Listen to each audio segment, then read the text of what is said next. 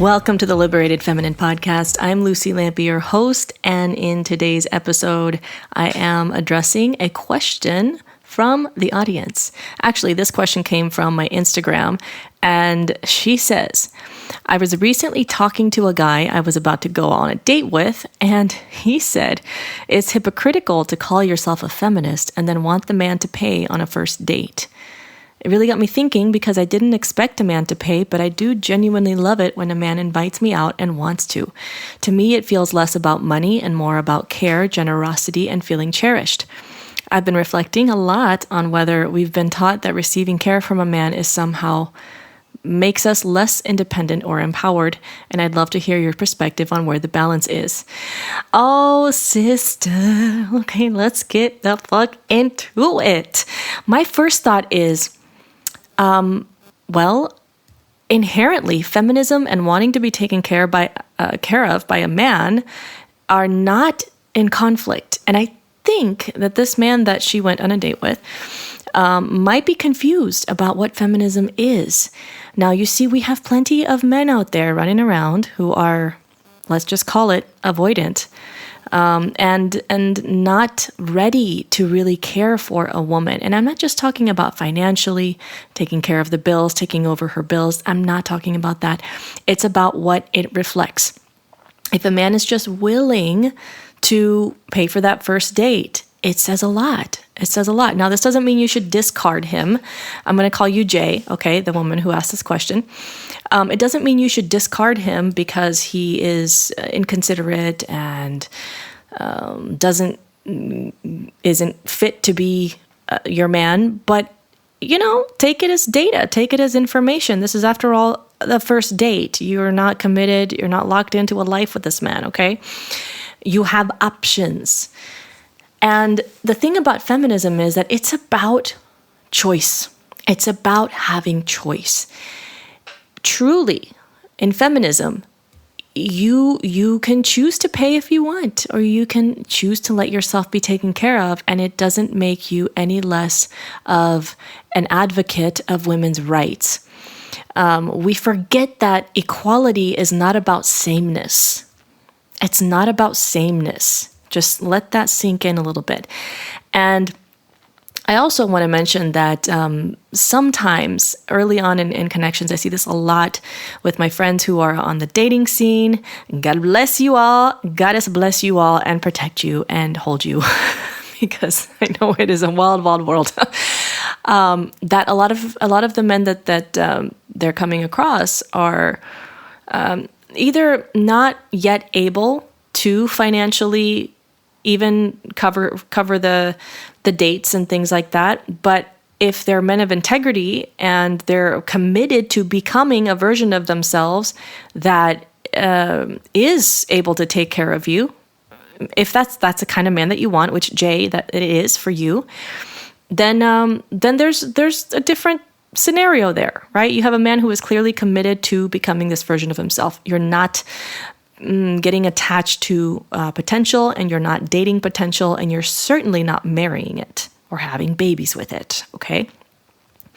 Now, the other thing that stood out to me here is that caring for someone is obviously much more than just paying for the date. But again, if he pushes back on, oh, this isn't feminism, maybe he is counting on the fact that that you can be this independent woman and he can get the benefits of just dating you without having the responsibility. And what I mean by that is the masculine at its core, which is largely portrayed and embodied by men, okay? We all have masculine energy, but for the purpose of this, we're talking about the masculine energy in men, wants to protect and provide. It finds purpose in protecting and providing. And so if he feels, oh, I don't have to take care of this, she's going to take care of herself. Oh my God, I get to keep the freedom of not having to consider another person and care for her and still get the benefits. Because the truth is, when a man is in his integrated, healthy, vibrant, magnetic, masculine energy, which again is what Jay here is specifically wanting, and I know many of you out there are who are dating, he will naturally want to protect and care for what he loves and what he values. This is not a matter of a burden or feeling like, oh God, now I have to take care of this shit, No, if a man has a nice Ferrari, he's going to make sure it's taken care of. He's not trying to play the ego game. Well, maybe he is, but let's say he's committed to taking care of it, getting the maintenance, making sure the tires are good, the engine is good. He's not going to let that shit fall apart because he values it. In fact, he's gonna be like, look, have you seen my Ferrari? Isn't it amazing? And not that you are meant to be a man's prize, not that, but he will be proud to take care of you. He will be proud to love you in the ways that speak love to you. Now, for another woman, it might not be a big deal. She might say, hey, it's a first date, whatever. But if he explicitly says, hey, you claim to be a feminist and you expect me to pay, I will just say he's not off on the best foot. Not off to the best start. Now, the original post that she was referring to, that she replied to or was commenting on, is a carousel that I made, and one of the slides said, imagine the propaganda it took to convince us it's disempowering to let a man take care of us. And I'm speaking to this from personal experience as well, because me being a Capricorn sun with some deep, deep, deep Scorpio aspects and my chart ruled by Mars and Pluto, oh, girls, let me tell you, it has been a fucking journey to let myself soften into being taken care of. And this has not taken away a single ounce of my competence. Right now, as I share this, my man is away on a trip with his family and two of the kids, the older kids. And I am just locking in. I'm locking into things at home. I'm taking care of things. I'm doing the things that, he would be doing were he here. And there is a seamless flow because my inner masculine is integrated, baby. It is integrated. It's not out there. And then I just, go into helpless maiden mode when he's not around. No, I gotta show the fuck up and lock in, bitch. You know what I'm saying? So a lot of women have this misconception or have been sold, again, this propaganda, that in order for her to be feminine in her relationship or in order to attract a masculine man, she must be this passive, sitting around, unable to take care of herself, helpless maiden. And in fact, what you're going to attract if you are doing that is not a healthy masculine man at all. You're going to attract someone probably with a savior complex, someone who needs a project, someone who wants to bolster his ego by swooping in to save you. And I know that there are situations where, let's say a partner comes in and really does help you out of a dire situation in your life, but he's a good man. I'm not talking about that. I mean that for the most part, when a woman is in her wounded feminine, she's going to attract a man who is in his wounded masculine. And they are a perfect match for each other. They just are. Now, if you are a competent, ambitious, big visionary mind kind of a woman, you know what you're going to need if you want a masculine man? The kind of man that fits into that is a man who can out-masculine your masculine. I'm just going to say that. Don't come at me, or do. I don't fucking care. You're going to need a man who has that inner masculine, that presence, that groundedness, that mission-oriented, I'll take care of it, that can out-masculine your inner masculine. Otherwise, we've all seen the dynamic. The man slips into the a passive role, which is not a feminine role, mind you, but he slips into the passive role because he says, "Oh, I don't want to fight. I don't want to out masculine. I don't feel like it. So I'm gonna just." Because some men just aren't naturally more masculine, and that's okay.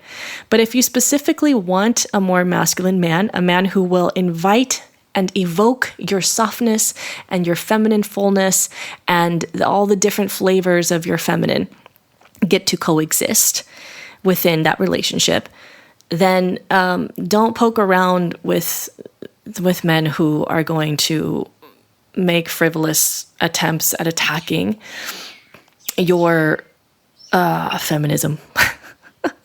We'll call it that. And who knows, it might have been just an innocent, like, oh, this is, you claim to be a feminist, but this and that. It could have been a playful thing. I don't know. But from the sound of her message, it doesn't seem that it was. So I'm going to take that at face value. Because if it was a playful thing, you could, banter about it. You might both have a lot of Gemini placements that love the wit and the sarcasm and the going back and forth. But I don't get the sense of that from Jay. So I hope that this helps, Jay.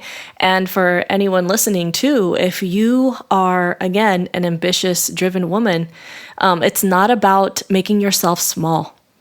It's not about making yourself smaller so that someone else can be big. And that's what's disempowering, is when you feel the need to make yourself smaller so that your man's ego can feel more comfy and like the goals can feel more attainable to him. No, if you have a big fucking life and he doesn't fit into it, then sorry, he doesn't fit into it. He's not the one, sis. He's not the one. There are other ones. It's not like one, but you know what I'm saying? Like, he's not the one. He's not any of the ones. So just close that up like a tidy little box, put it away, bury it in the ground, burn it, whatever, and move on with your life. That's just my 2 cents on that. And you get to be driven and ambitious, and also you deserve to experience the kind of love that invites you to soften, that doesn't demand or require you to be the one always pushing. Now, personally, my sweet spot is, if I had to put a percentage on it, it's being in my feminine like 70% of the time and being in my masculine energy about 30% of the time. When I'm sitting down, when I'm recording these episodes, when I'm doing interviews, when I'm doing chart readings, which I'm doing more of now officially, publicly, by the way, check out the link in the description for that. When I'm doing anything that requires me to lock in and be organized and focus and just, get the thing done, I got to tap into my masculine energy. It's non-negotiable. If I don't, then my family feels the direct impact of that. My 5 children will feel the direct impact of that. And certainly so will my partner. My whole life will. But if I try to go in with logic and intellect and try to goal orient myself around my partner, that doesn't work, because I actually, my body just wants to soften around him. It's like in his presence, the moment he gets home from a trip, for example, my body just goes, it just feels like it melts. And then the first hug, the first touch, I'm like, ooh, yes, I'm melting. And it feels so good. And I had to learn how to give myself permission to do that, by the way. Because it's not just that you require a more masculine man, but also you've got to be comfortable enough and integrated in yourself to give him space to be that and to allow yourself to just receive it. It's not, there's so many layers to this too, like the shadow of feeling like you have to compete with your partner and thinking that will impress him, to tell him, all the ways that you're doing better at something than him, but actually it just backfires, doesn't quite give you the result that you want. Instead of sharing from this radiance of like, oh my God, look what I created. Look how much money came in today. Look how much I made. Look how much I bench pressed, whatever, I know. And instead of having the energy of like, okay, well, I'm this feminist, so I gotta be like, oh, I gotta come in here aggressively. No, you still get to flow from this feminine space of fullness, not a feminine place of la-di-da-di-da. That is not feminine fucking energy, okay? Please listen to me when I say that is not feminine energy. But when you get to express from this place of fullness and radiance and overflow, you're like, this is who the fuck I am and what the fuck I did. Yes. Celebrating a goddess. That is the energy. It will evoke more of that yummy masculine essence from him instead of competition. Unless that's what you like, then go for it, babe. All right. Well, I would actually love to hear more of your questions, and no promises that I'll answer every single one, but this Q&A series I would love to continue. So feel free to share questions through email, which is also in the show notes. That is the best way, or you can comment here on the episode, but email is the number one way. All right. Well, thank you for tuning into this episode. And until next time, here's to liberating your wild feminine heart. Be the best. I'm your little porn star. You bring the boom, I bring the bass. Give me a taste, they me the waste. I'm your little